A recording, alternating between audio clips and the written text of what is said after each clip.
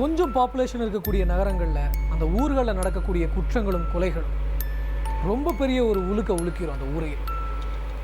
ஐயோ இதெல்லாம் தப்பாச்சு, இப்படிலாம் நடக்கக்கூடாதே, என்ன பண்ணுறது அப்படிங்கிற ஒரு பதற்றத்தையும் பயத்தையும் அவங்களுக்குள்ள ரொம்ப நாளைக்கு அது நீடிக்க வச்சிடும். அதுலேருந்து அவங்க மீள்றதுக்கு ரொம்ப கஷ்டப்படுவாங்க. அப்படிதான் தூத்துக்குடியில் நடந்த அந்த பிரான்சினா கொலை இந்த ஊரையே ஒரு வழி பண்ணிடுச்சுன்னு சொல்லலாம். தூத்துக்குடி நடந்தது என்ன? ஆசிரியர் பிரான்சினாவிற்கு இன்னும் ஒரு வாரத்தில் திருமணம்.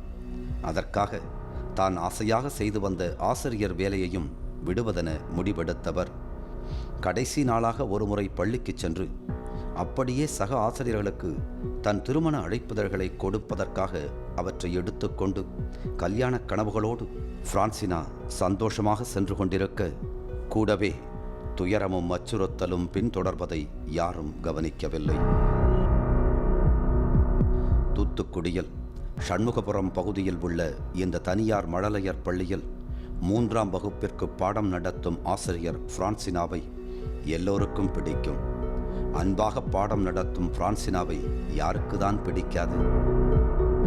நல்ல புள்ள, அவ இருக்கிற இடம் தெரியாது. ஆனால் எவ்வளவோ பிரச்சனை சொல்கிறாங்க. நான் அந்த புள்ள அந்த இதில் கிடையாது. அவள் ஸ்கூலில் கூட அவள் இன்னைக்கு வந்திருக்காளான்னு கூட எங்களுக்கு தெரியாது. அப்படி ஒரு இது அவள் வர்றதும் தெரியாது, போகிறதும் தெரியாது. பிரான்சினா போன்ற ஆசிரியர்களை நாம் பார்க்கும்போது மிகவும் நிம்மதியான சந்தோஷமான வாழ்க்கை அவர்களுடையது என நினைக்கிறோம். ஆனால் அவர்களுக்கும் ஆபத்துகள், பிரச்சனைகள் இருப்பதை நாம் உணர்வதில்லை.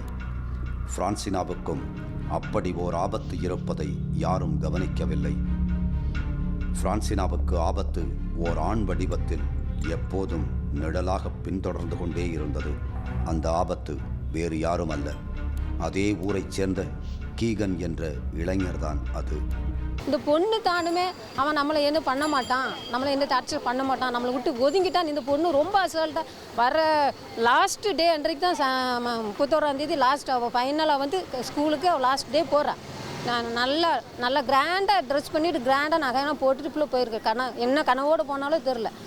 போன பிள்ளை நினச்சி பார்த்துருக்குமா, நம்ம வீட்டு விட்டு வெளியே போகிறோம் திருப்பி உள்ளே வர மாட்டோம் நினக்கல. வழக்கம் போல் பள்ளிக்கு சென்ற பிரான்சினா எப்போதும் அங்கிருக்கும் தேவாலயத்துக்கு போய் பிரார்த்தனை செய்வது இயல்பு.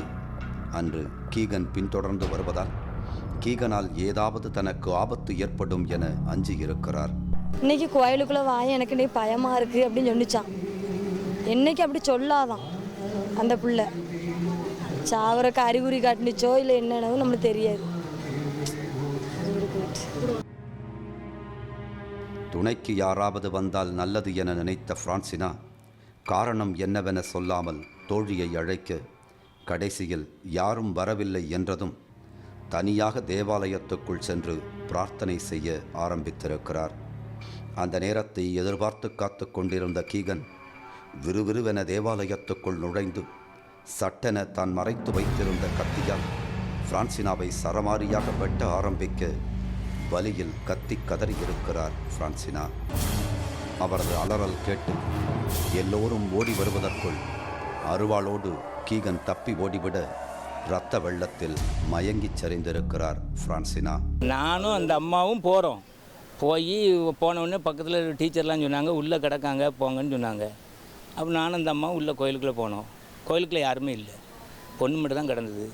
அப்போ அந்த அம்மா போய் இந்த பொண்ணை எடுத்து மடியில் வச்சு அழுதாங்க. அப்போ நான் என்ன ஆச்சுன்னு பார்த்தேன், 2-3 வெட்டுகள் உடம்புல இருந்தது.